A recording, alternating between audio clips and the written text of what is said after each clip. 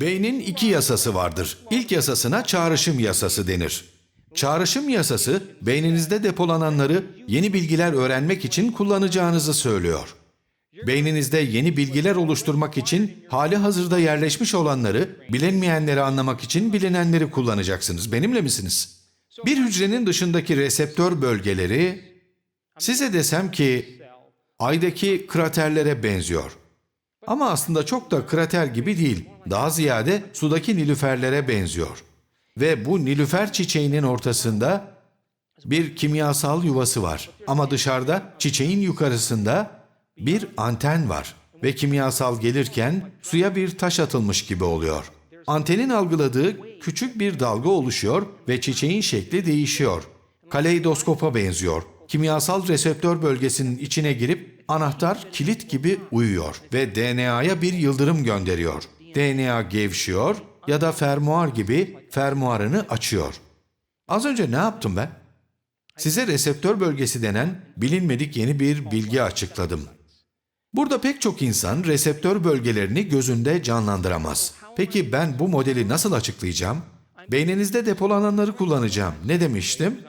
Aydaki krater, çiçek, anten, suya atılan taş, kaleidoskop, kilit, anahtar, yıldırım, fermuar. Beyniniz farklı nöron ağlarını ateşlemeye başladığında aynı zamanda bir zihin seviyesi yaratıyor. Bum, yeni bir bağlantı kurduk ve bu yeni bağlantı tüm bilgilerle ilişkilendirildi. Şimdi ben size reseptör alanı nedir desem siz de aydaki kraterlere benzer. Ama daha çok çiçek gibidir, anten de vardır. Bir de kaleidoskop filan dersiniz. Kaç kişi anladı?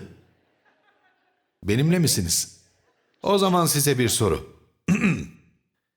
Şayet yeni bir ideal benlik yaratacaksanız, sizce de tarihteki büyük insanların hayatını okumak iyi olmaz mıydı? Mesela Nelson Mandela benim kahramanımdır, hem de yıllardır. 27 yıl hapis yatmış. Buradan asla çıkamayacağım, asla çıkamayacağım, asla çıkamayacağım. 10 yıl böyle söyleyerek bunu beynine yerleştirmiş. Sonra birden hücresinden dışarı bakmış ve şöyle düşünmüş. Peki ya buradan çıkarsam? Kalbim benimle konuştu demiş. Peki ya buradan çıkarsam? Çıkarsam? Ya buradan çıkarsam? Ön lob soruyor. Tekrar düşünür. Buradan nasıl çıkabilirim? Buradan nasıl çıkabilirim? Kutunun dışında düşünüyor. Birleşik Devletlere mektup yazmaya başlar. Apartheid hakkında onları eğitiyor haftalarca, aylarca. Sonra birden Birleşik Devletler'in ilgisini çeker. Bir avluda ayakta duruyordur. Artık Birleşik Devletler'de onun arkasındadır.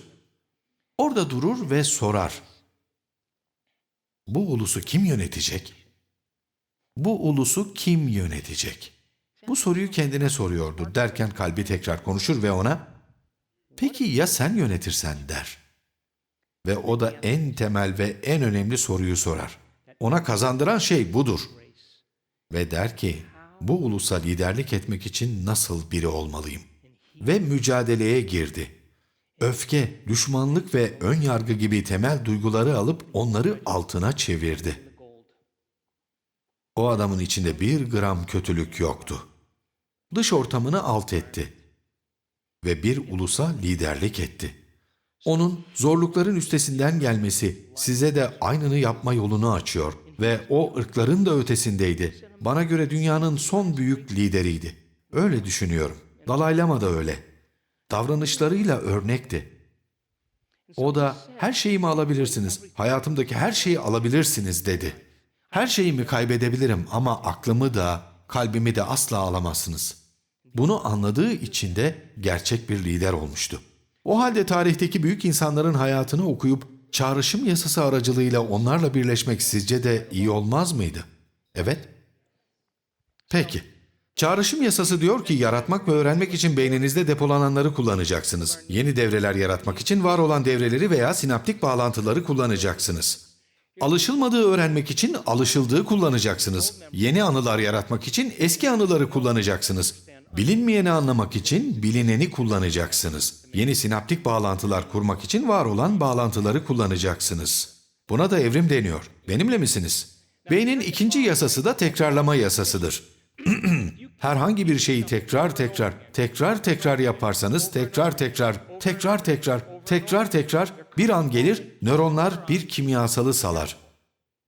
Bu mucize büyütücü Bu gübre onların bir arada durmasını sağlar ve böylece daha fazla bağlantı geliştirirler. Benimle misiniz? Körler alfabesi okuyan birini düşünün.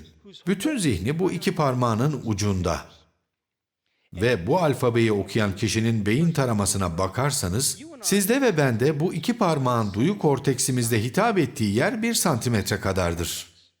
Ama körler alfabesini okuyan insanın o iki parmağı beynin bu kısmını tamamıyla çalıştırır. Kocaman bir yer ayrılmıştır. Çünkü onların farkındalığı buradadır. Yani bilinçleri ve farkındalıkları orada olduğu için çok daha fazla bölge çalışır. Benimle misiniz? Fakat onların beynine otopsi yapsanız ve beynin bu kısmındaki bağlantı sayısına bakacak olsanız daha zengin olduğunu görürsünüz. Çok daha rafinedir. Çünkü defalarca ateşlenip bağlandılar. Sizden çok daha fazla detay algılarlar. Çünkü sizde bunu algılayacak bağlantı yoktur. Bir şarap eksperi düşünün. Tadar ve inceler. Hisseder ve koklar. Bakar ve öğrenir. Onun bağlantıları şarabın detaylarını seçip algılar. Bu kasa kasa şarap içen birinden farklıdır. Katılıyor musunuz?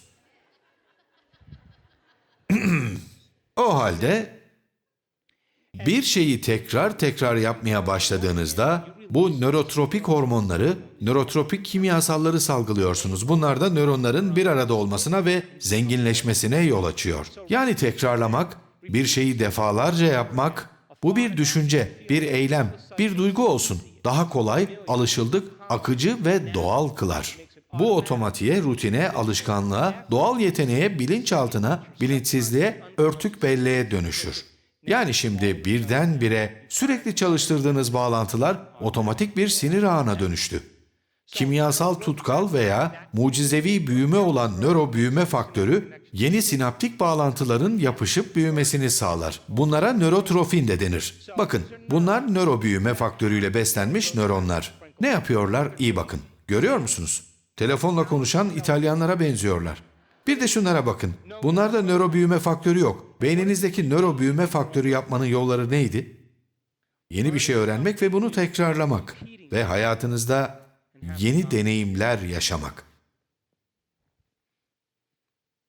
Mantıklı değil mi? Evet. Güzel olan bu. Çağrışım yasası nasıl öğrendiğiniz, tekrarlama yasası da nasıl hatırladığınızdır. Şimdi, yeni şeyler öğrenmeyle ilgili çağrışım yasasıyla öğrendiğinizi yinelemenizle ilgili olan tekrarlama yasasını bir arada kullanarak oluşturup geliştirdiğiniz sinir ağları yeni bir zihin seviyesi yaratır ya da başka bir deyişle yeni yollarla ateşleme yapar. Sinir ağları bilinçsizce ve otomatik olarak her gün kullandığımız donanım programlarıdır. Benimle misiniz? O zaman sorum şu. Bugün yeni bir sinir ağı oluşturuyor musunuz? Yeni bir şey öğreniyor musunuz? Bunu tekrarlıyor musunuz? Bunu sürekli tekrarlayarak yeni bir zihin seviyesi yaratıyor musunuz? Beyin yeni ateşlemeler yapsın diye. O halde şu an beyninizde genetik değişimler oluyor değil mi? Öğrendiğinizi tekrarlarsanız donanım programı yazılım programına dönüşür. Bunu biliyorsunuz zaten değil mi? Yani sinir ağı nörosinaptik bağlantı topluluğu oluşturmak için birlikte ateşlenen ve bağlanan nöron çeteleridir. Ve bunlar kavram, düşünce, bellek, beceri, davranış veya bir eylemle ilişkilidir. Ve işte bu sinir ağı, bezelye büyüklüğündeki beyin maddesinden bir kepçe alıp içindeki nöronları dizerseniz 3 kilometreyi geçer. İşte bu da sinir ağlarının kimyasal bileşeni. Spagettiye benziyor değil mi? Çağrışım yasası. Nöronların elektriksel bir bileşeni de var. Düşünceyi göstereyim mi? İşte burada. İşte düşünce. Tekrar izleyin. Bir gün içinde beyninizde gezegendeki tüm cep telefonlarının toplamından daha fazla elektriksel uyarı üretirsiniz. Ve bu sizin molada yediğiniz gofretten filan gelmiyor. Siz bu alana bağlısınız. Sizin beyniniz bilincin süper yöneticisidir. Sürekli bilgi gönderir, bilgi alır.